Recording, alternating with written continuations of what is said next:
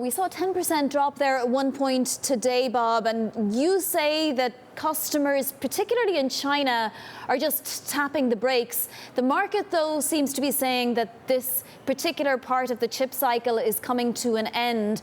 Which of you is right? Yeah, good morning. Well, first I would say for the quarter, we came in a little better than we expected, both on the top line and on the bottom line. But what we saw is some underlying trends in terms of memory pricing, the consumption of the significant amount of purchasing that we saw last week. We're going through a digestion phase with our cloud service providers globally. And then third, as you mentioned, the slowing of growth across the board for our business in China had a real impact. So despite a quarter that was a little better than we expected, as we look forward for the rest of the year, we think we're just going to be more in a digestion phase coming off of an extremely strong 2018. But the end demand of data that consumers and enterprises are looking for, and the compute, storage, and analytics that need to go with that, which bears well for our business, we think is as strong as it's ever been and will continue to be strong in the medium and long term. So our view is the end markets are strong. We're going through a consumption period here in the U.S., but in particular in China as well. Yes, and we should point out that Intel is up 23% this year, beating the SOX, even beating the S&P 500. I'm curious, though, will orders pick up once customers deplete stockpiles? That's our expectation.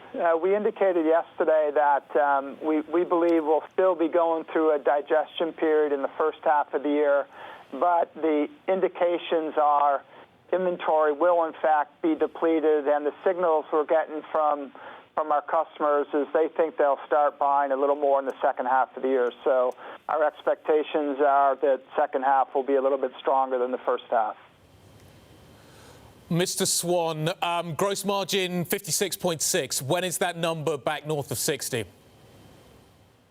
You know, implied in our outlook for the full year is we would be roughly 60% in 2019, which is a little lower than last year, and to a certain extent, that's a good thing. And I say that because we're accelerating our transition to our next process node technology, what we call 10 nanometer.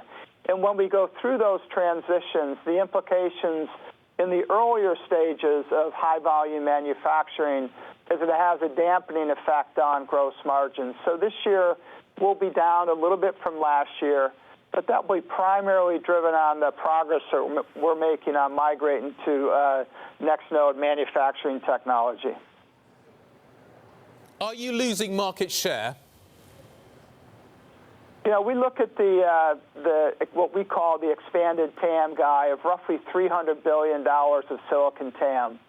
That market is the largest market that we've ever seen, and we view our market share as roughly 23-25%. So the opportunities we have to grow in this increasingly data-centric world are fairly significant. And our expectations is that we will grow share as we go through the next several years, and we're excited about those prospects, despite the current digestion period we're going through. It does seem like perhaps AMD, Advanced Micro Devices, has taken a little bit of share. How do you take that back, Bob? You know, it's an exciting time for the semi market. The opportunities, as I indicated before, to grow are fairly significant. In light of that, there's increased competition intensity all over the place, and our focus is just on building the best products in the world. That's always bringing technology, whether it's to the data center market, whether it's to the PC market, or whether it's to the Internet of Things, which is a growing part of our business, building the best high-performance technology in the world, and that has stood the test of time. And our expectations are that we'll continue to do that through 2019 and going forward. So if you can stem the declines in the data center portion of the business, what do you do about the fact that the likes of Amazon and all of these other customers have spent now on the cloud? That's a one-time jolt. Is there something that can replace that? When you look at the large cloud service providers, their growth rates, again, as I characterize for their markets, their end markets, continue to be extremely strong. And ultimately, those growth rates need to consume the kind of technologies that we're deploying, whether it's TPUs, whether it's FPGAs. They need to consume the kind of technologies that we're building, and their end market growth remains relatively strong. So we believe that as they go through this digestion period, the demand signals will begin to pick up, and we'll benefit from that increased demand. Okay, so when do you think server demand will come back?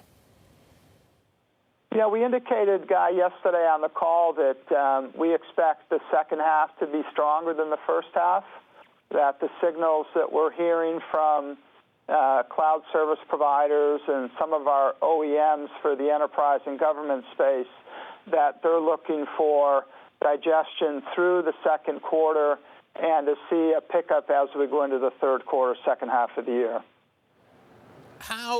One of the issues that's clearly come out of this is execution.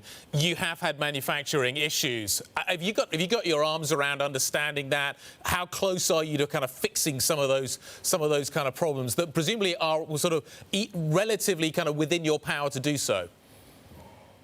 Yeah, over the last couple of years, we've grown the company over $12 billion in the last 2 years, and last year it was $6 billion. Our growth was $6 billion more than we expected, and that placed significant demand on our capacity. So we have had to dramatically expand our capacity here in the U.S. and around the world to meet that growing demand. And our expectations on what we've conveyed to our customers is twofold. One is we believe in the second half of the year we'll have supply constraints in the aggregate solved, if you will. We still have to work with our customers on mix of demand relative to supply. And secondly, and more importantly, we've told them that they can count on us to never be a constraint on their growth in the future. So what that means is we're expanding our capacity in Oregon, in Arizona, in New Mexico, here in the U.S., and expanding our presence in Israel and Ireland, which are a big part of our global fab network. So we're putting more capital to work so we have the capacity to deal with the growing demand that our customers are experiencing. And we've told them that we will not be a constraint on their growth going forward.